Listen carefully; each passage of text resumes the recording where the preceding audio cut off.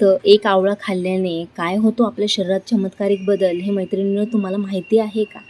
तर चला आज सांगते तुम्हाला. हॅलो नमस्कार, मी माधुरी तुमचं हेल्थ विथ साईशा या यूट्यूब चॅनलवरती मनापासून स्वागत करते. मैत्रिणींनो, हा एवढूसा दिसणारा आवळा आपल्या शरीरात जाऊन इतके चमत्कारिक बदल करू शकतो, तुम्हाला माहिती आहे का? नाही ना.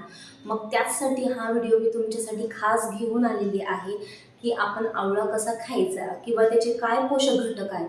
हा आवळा एवढूसा जरी दिसला ना तरी हा पूर्ण पोषक घटकांनी समृद्ध आहे. बरेच जण सल्ला देतात की तुम्ही रोज एक आवळा खा किंवा आवळ्याचा ज्यूस प्या, बरोबर आहे. पण ते खाल्ल्याने, आवळा आपण रोज जर खाल्ल्याने आपल्या शरीरात काय बदल होतात किंवा तो कोणी खावा किंवा कसा खावा यांबद्दल माहिती असते का आपल्याला? तर नाही. आणि त्यासोबतच त्याचे फायदे देखील आपल्याला माहिती असणं गरजेचं आहे. तर त्यासाठीच मी तुमच्यासाठी हा विषय आणलेला आहे. हा व्हिडिओ तुम्ही शेवटपर्यंत नक्की बघा अशी माझी इच्छा आहे. चला तर मग सगळ्यात पहिले मी तुम्हाला सांगते आवळे खाण्याचे रोज काय आपल्या शरीरात फायदे असतात.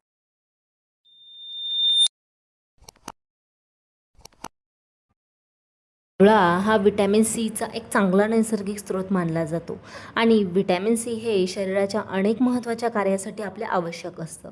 त्यासाठी अनेक जण आपल्या रोजच्या आहारात आवळ्याचा समावेश करतात. आपली रोगप्रतिकारक शक्ती मजबूत ठेवण्यासाठी संतुलित आहार, पुरेशी झोप आणि नियमित व्यायाम यांसोबत पोषक अन्न हे खूप महत्त्वाचं असतं. मग आवळा हा अशाच पोषक पदार्थांपैकी एक आहे. आवळ्यामध्ये अँटीऑक्सिडंट्सही आढळतात. हे घटक आपल्या शरीरातील पेशींना ताणतणावापासून संरक्षण मिळण्यास मदत करतात. म्हणून विविध फळांसोबत आवळ्याचाही समावेश करणं खूप जास्त गरजेचं आहे. आवळ्यामध्ये असलेले काही पोषक घटक त्वचा आणि केसांच्या आरोग्यासाठी उपयुक्त ठरतात. पण आवळा खाल्ल्यानेच बदल होतात असं नाही. त्यासाठी संतुलित आहार, पुरेसं पाणी आणि निरोगी जीवनशैली ही तितकीच जास्त महत्त्वाची आहे. काही लोकांना संतुलित आहारात आवळ्याचा समावेश असल्याने त्यांना मग पचनक्रिया व्यवस्थित राहण्यास मदत होते.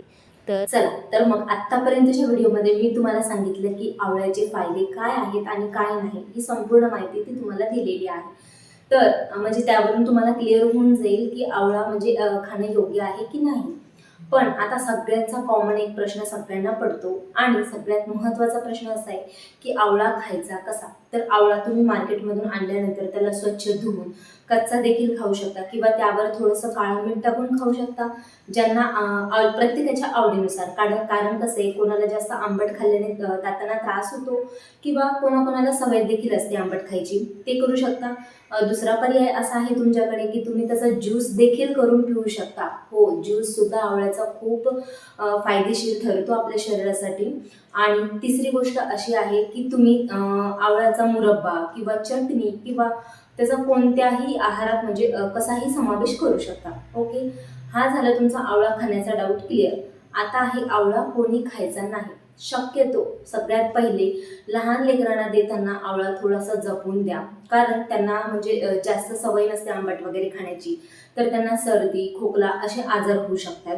आणि दुसरं, जे व्यक्ती वृद्ध आहेत त्यांना देताना त्यांनी त्यांच्या डॉक्टरांचा सल्ला घ्या. गर्भवती मातेने, ज्या महिला गर्भवती आहेत त्यांनी आवळ्याचं सेवन केल्यास अतिशय उपयुक्त ठरतं, कारण आवळ्यामध्ये तुम्हाला माहितीच आहे की व्हिटॅमिन सी हे चांगल्या प्रकारात असतं. त्यासाठी बाळाची स्किन किंवा म्हणजे ग्लो होण्यासाठी किंवा मग हेल्दी राहण्यासाठी बाळ फायदा होऊ शकतो. ओके, जर तुम्हाला ही माहिती आवडलीच असेल आणि व्हिडिओ जर आवडलाच असेल तर माझ्या चॅनलला लाईक, शेअर, सबस्क्राईब करायला विसरू नका. आणि मी तुम्हाला अशाच नवनवीन टिप्स रोज देत राहीन.